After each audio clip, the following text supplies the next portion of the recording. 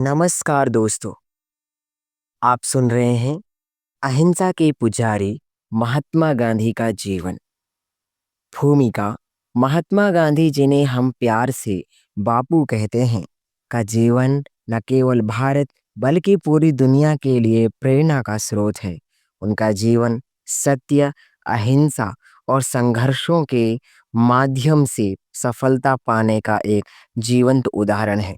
यह कहानी उनके जीवन के संघर्षों, सिद्धांतों और उपलब्धियों का विस्तृत वर्णन करती है। प्रारंभिक जीवन मोहनदास करमचंद गांधी का जन्म 2 अक्टूबर 1869 को गुजरात के पोरबंदर में हुआ।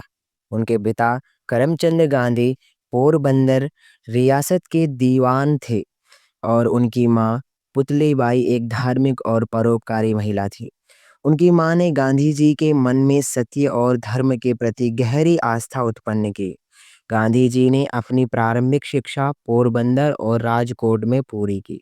वह एक साधारण और शर्मीले विद्यार्थी थे, लेकिन उनके भीतर ईमानदारी और सच्चाई के प्रति लगाव शुरू से ही था।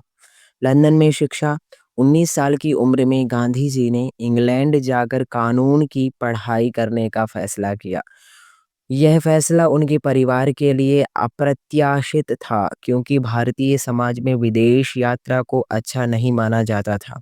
लेकिन गांधी जी ने अपने परिवार को मनाया और 1888 में लंदन गए। लंदन में उन्होंने कड़ी मेहनत से अपनी पढ़ाई पूरी की और बैरिस्टर बन गए। वहीं उन्होंने कई धार्मिक और नैतिक ग्रंथ पढ़े जिन्होंने उनके जीवन पर गहरा प्रभाव डाला। दक्षिण अफ्रीका का संघर्ष उन 1893 में गांधी जी को एक कानूनी मामले के लिए दक्षिण अफ्रीका जाना पड़ा। यह यात्रा उनके जीवन का महत्वपूर्ण मोड़ साबित हुई। दक्षिण अफ्रीका में उन्हें नस्लीय भेदभाव का सामना करना पड़ा।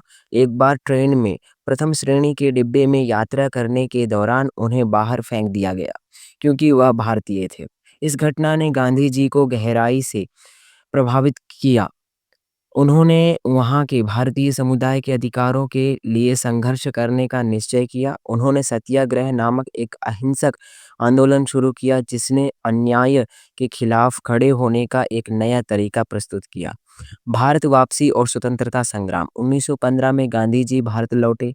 उन्होंने देखा कि यहाँ भी अंग्रेजों के शासन के कारण जनता दमन और गरीबी का शिकार थी। 1917 में उन्होंने चंपारण और खेड़ा के किसानों के लिए संघर्ष किया, जो अत्याचारों का सामना कर रहे थे। यह उनकी पहली बड़ी सफलता थी। महत्वपूर्ण आंदोलन असहयोग आंदोलन 1920। गांधी जी ने अंग्रेजों के खिलाफ असहयोग का आह्वान किया।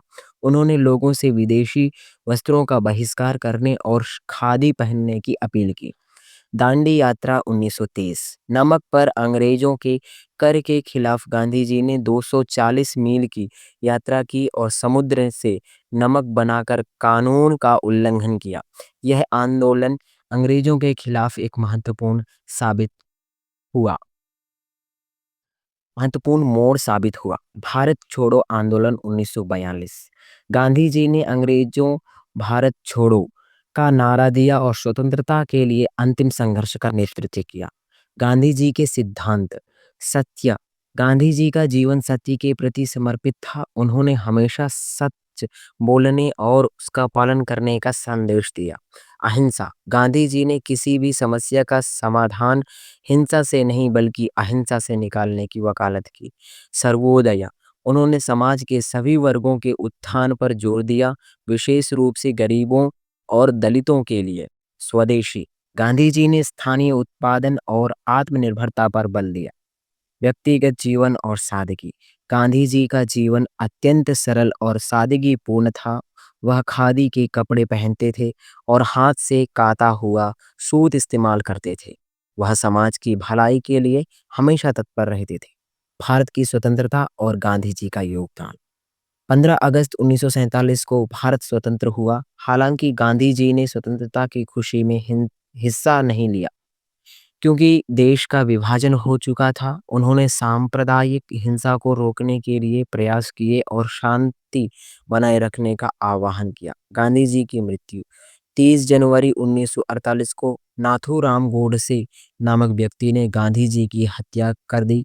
उनकी मृत्यु ने पूरे देश को शोक में डुबो दिया, लेकिन उनका संदेश और उनके सिद्धांत आज भी जीवित हैं। प्रेरणा: महात्मा गांधी जी की कहानी हमें सिखाती है कि सच्चाई और अहिंसा के मार्ग पर चलकर बड़ी से बड़ी समस्याओं का समाधान किया जा सकता है। उनका जीवन इस बात का प्रमाण है कि कैसे एक साधारण व्यक्ति भी अपने विचारों और कर्मों से दुनिया को बदल सकता है।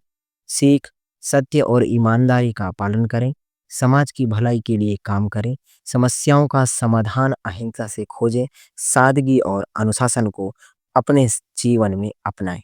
तो दोस्तों, यह कहानी बस यहीं तक। यदि ऐसी कहानी और सुननी है तो चैनल को सब्सक्राइब करें और वीडियो को लाइक करें। तो मिलते हैं किसी और कहानी के साथ। तब तक के लिए धन्यवाद।